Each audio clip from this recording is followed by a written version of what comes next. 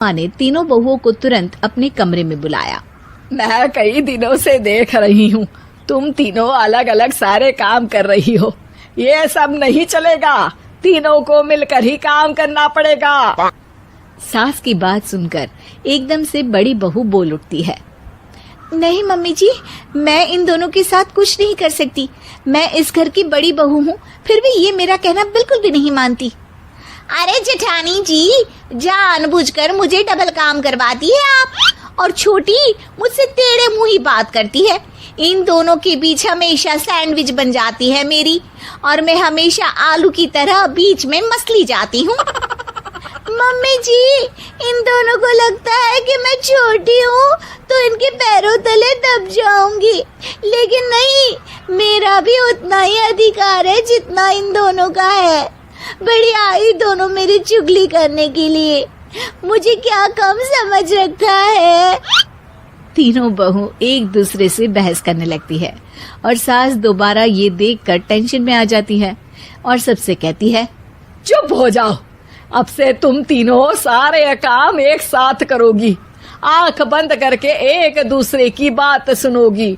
तुम तीनों इस बात को गांठ बांध लो, वरना अगली छुट्टियों में तुम्हारा अपना मायके जाना कैंसिल। सास की बातें सुनकर डर के मारे तीनों हामी भर देती हैं। जी मम्मी जी, मैं समझ गई।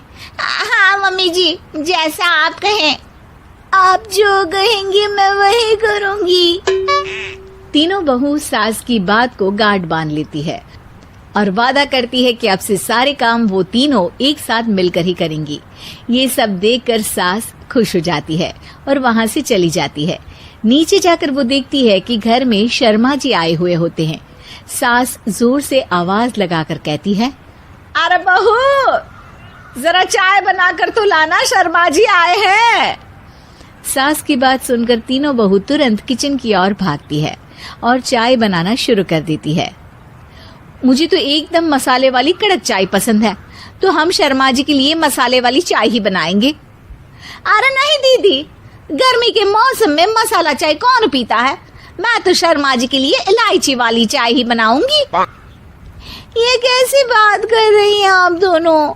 मेरी मम्मी ने सिखाया है कि मेहमान को ज्यादा दूध और शक्कर वाली चाय देनी चाहिए, वरना वो घर वालों को कंजूस समझते हैं। तो मैं तो शर्मा जी को ऐसी ही चाय दूंगी। तीनों बहुएं अपने अपने तरीके से चाय में शक्कर, मसाला, पत्ती सब डाल देती है। उबलने के बाद तीनों मिलकर चाय बाहर लेकर जाती है और शर्मा जी और सासू माँ को देती हैं। चाय पीने के बाद शर्मा जी सासू माँ को देखकर शर्मा जाते हैं और शर्मिंदा महसूस करते हैं कि आखिर उन्होंने चाय पीने के लिए हामी क्यों भरी। सासू माँ भी चाय पीना शुरू करती है और कहती हैं, अरे बहू, ये कैसी चाय बनाई है? चाय है या मीठे दूध की बासुंदी? हाँ, चाय अच्छी नहीं लगी क्या? कोई बात नहीं, हम पराठा बनाकर लाते हैं। चलो चलो अंदर। हाँ हाँ चलो, हाँ आती हूँ मैं भी। नहीं नहीं, मेरा पेट चाय ने ही चौपट कर दिया, वही काफी है।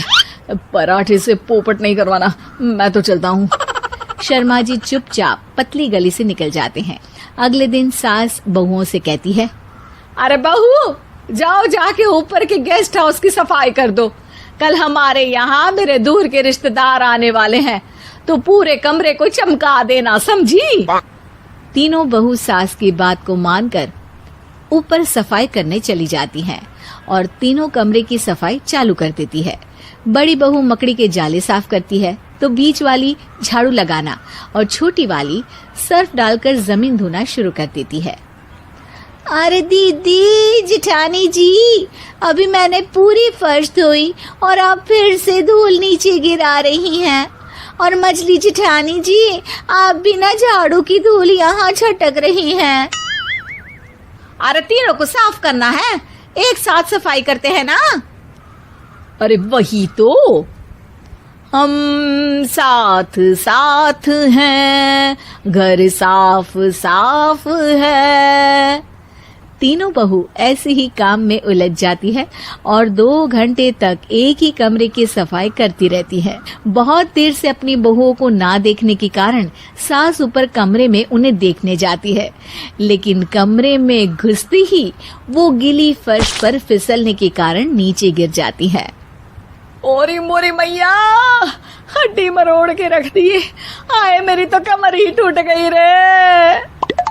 तीनों बहुएं सास को उठाती हैं और बिस्तर पर सुला देती है। अरे मेरे हाथ पैर दर्द कर रहे हैं, दबा दो, आराम मिलेगा। हाँ जी माँ जी। अरे जी माँ जी। और तीनों बहुएं एक साथ सास के हाथ को दबाना शुरू कर देती हैं।